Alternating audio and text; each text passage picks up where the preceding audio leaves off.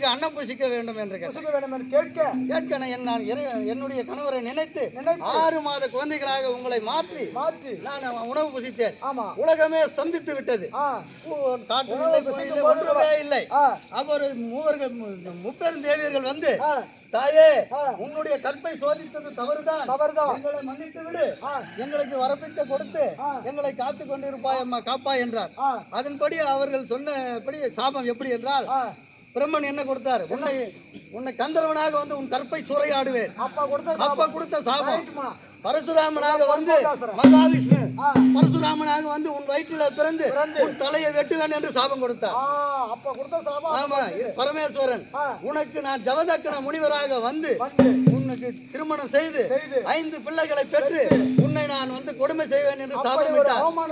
அந்த அவமானத்திற்கு ஆளாகிய ஈசனே, உனக்கு நான் இப்பொழுது முத்து கொடுப்பேன் என்று முத்து கொடுத்து இந்த நாட்டு மக்களுக்கு முத்து வந்தால் என்ன செய்வது என்று என்னுடைய தலையெழுத்தை மாற்றி எழுதிய பிரம்மனுக்கு என்னுடைய மாரியம்மன் தாலாட்டு என்ற பாட்டை மீண்டும் தலையெழுத்தை மாற்றி எழுத செய்து அதன் பிரகாரம் மன்னார் வீட்டிலே அம்மை வாத்தால் கூழ் வாங்கி வந்து சாப்பிட்டு அதன் பிரகாரம் அப்படியே முடித்தேன். முகமாரி அம்மன். அப்படி இருந்தாலும் விளக்கம் இதுதான் முகமாரி அம்மனுக்கு. அதுவும் தவிர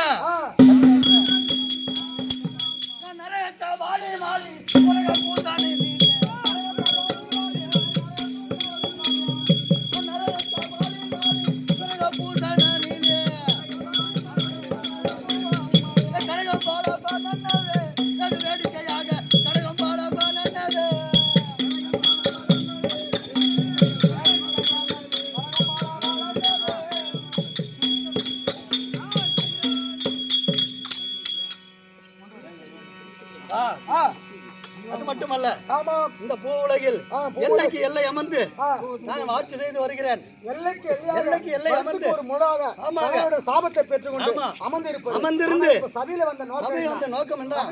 காரணம் என்ன? அதுவும் தவிர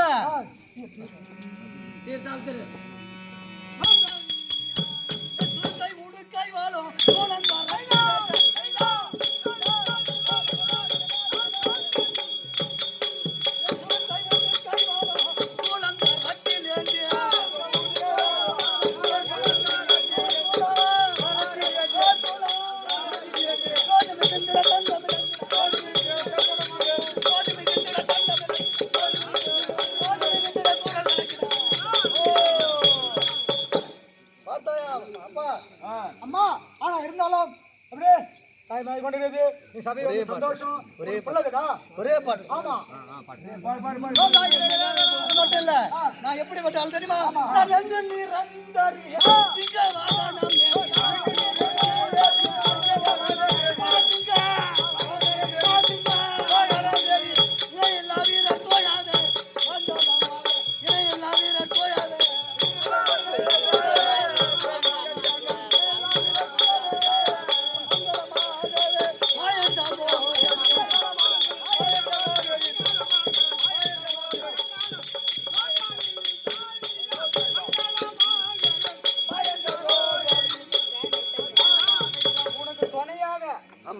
மகனை கூப்பிட்டுக்கணும், அப்புறம் போய் எங்க உணலாம். மகமாரி அம்மனாகப்பட்டது தன்னுடைய மகனாகப்பட்ட காத்தவரை அழைக்க காத்தவராக சபை வருகிறார்.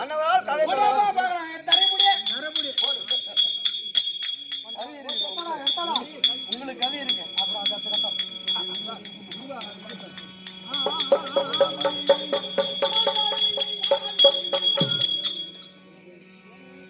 வச்சியா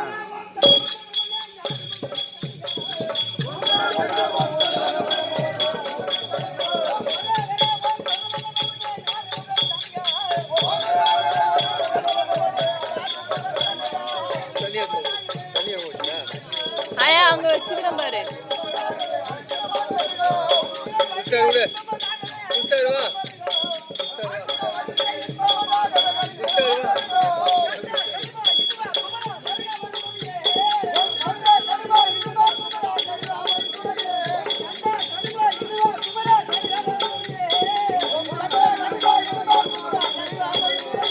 ஆயா அந்த சைடு வச்சுக்கிறேன் பாரு.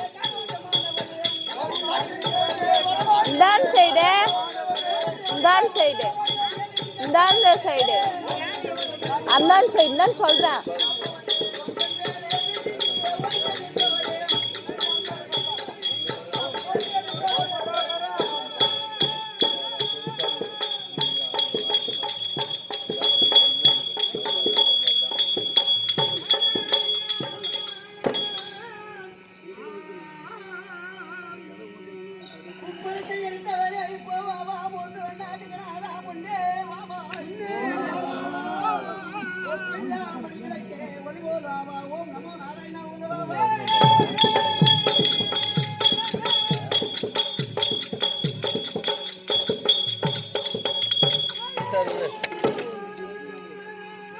அது கைட்டு மூடு அப்பதான் அது போவாது.